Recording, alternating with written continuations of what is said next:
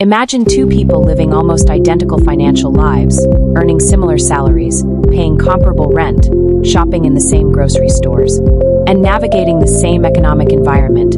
Yet one small difference quietly separates the way the financial system interacts with them.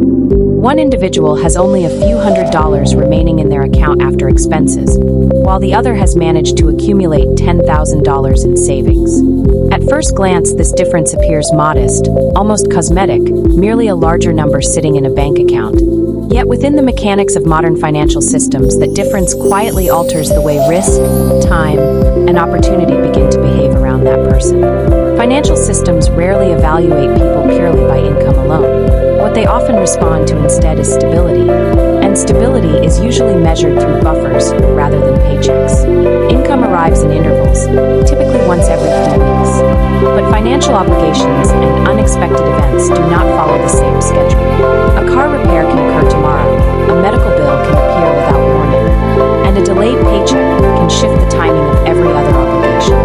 In environments where financial buffers are extremely small, these disruptions force immediate decisions. And immediate decisions rarely favor efficiency or long-term planning. Under pressure, the mind prioritizes relief, often selecting options that solve the present moment, even if they create more expensive outcomes later.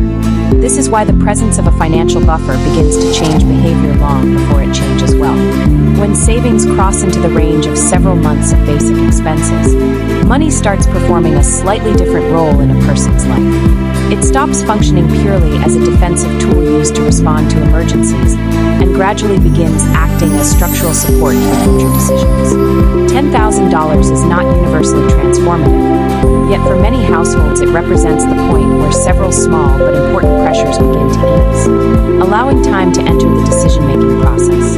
Time in financial psychology is an underrated variable. When someone operates with almost no financial margin, every unexpected expense carries urgency, and urgency compresses the time available to evaluate options. A person may need to borrow quickly, sell something prematurely, or accept unfavorable terms simply because waiting is not possible. With a buffer, however, urgency fades slightly. The same problem can be examined, compared, negotiated, or scheduled.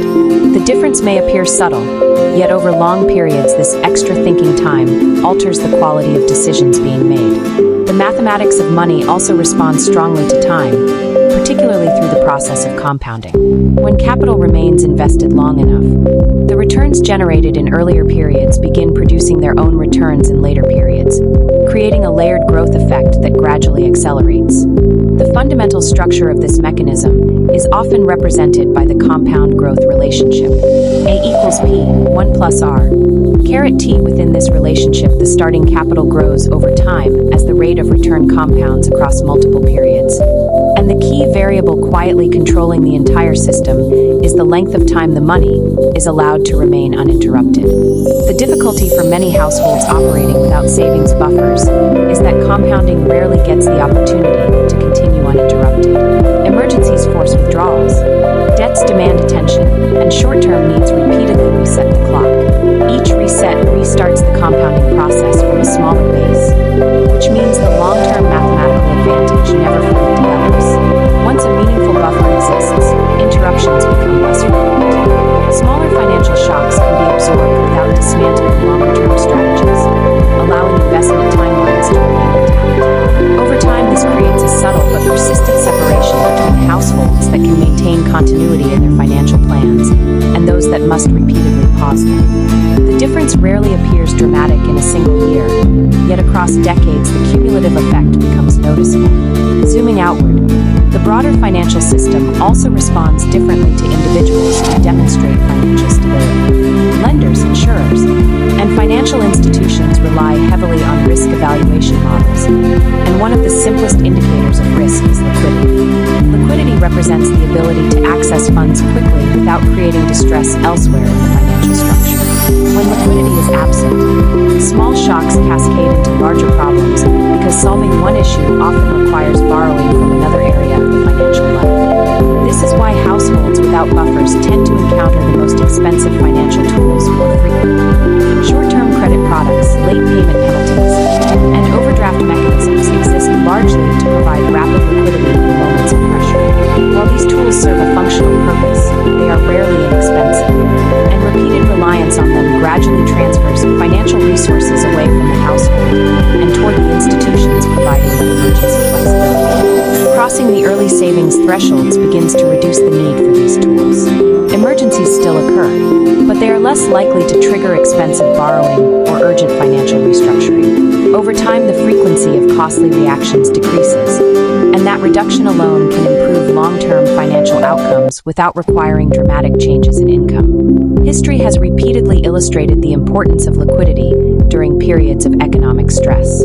During large economic disruptions such as the Great Recession, analysts studying household resilience often discovered that income alone did not determine who navigated the crisis most effectively.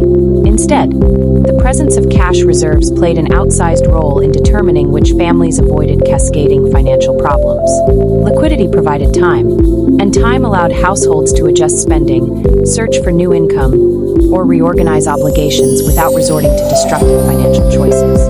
Beyond the structural advantages, an equally important transformation occurs inside the mind once a buffer begins to exist.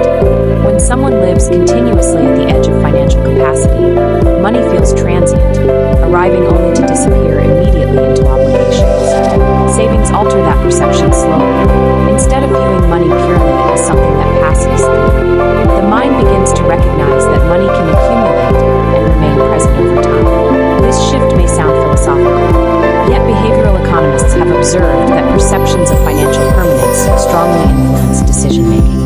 Individuals who believe their resources are constantly fragile tend to make protective, short-horizon decisions.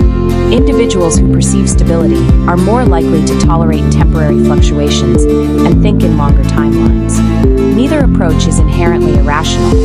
Each simply reflects the environment the person inhabits. As savings grow, even modestly, the psychological environment changes.